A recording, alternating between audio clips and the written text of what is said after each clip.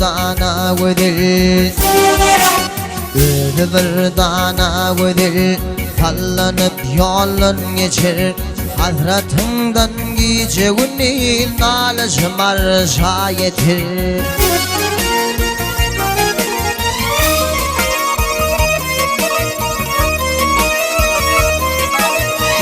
Gözleri cellade kenin kirpiği tığdan beter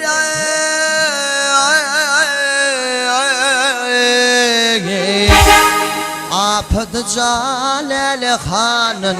Ayaman Han'ın benim Vadetine yalan ekil Anı Sultanım benim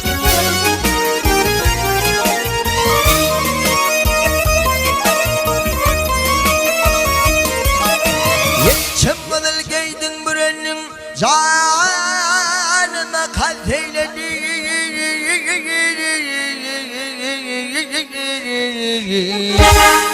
Sümbülün reyhanemin deyip ödünümü teyledin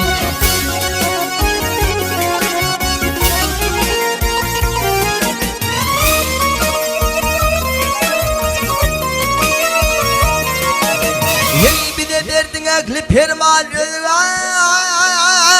dost eyledin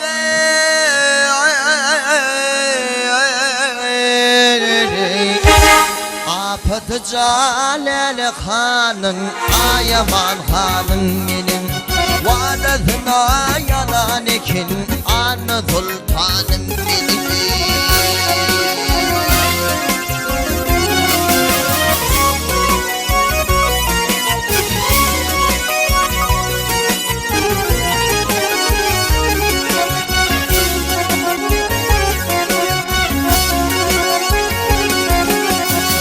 bir dana güdür sallanı mizan gedir Haydi aşıklar dirsin vay senin vasfın o yazar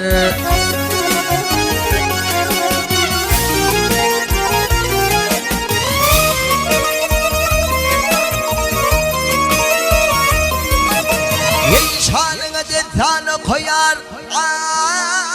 aşığı gayip nazarı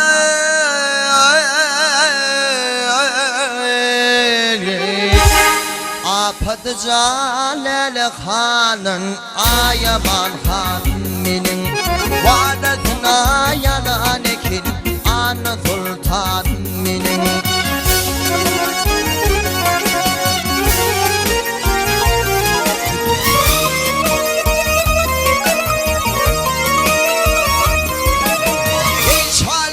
Tanı koyar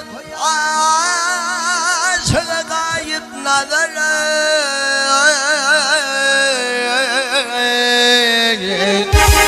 Apıtı Calel Han'ın Ayaman Han'ın benim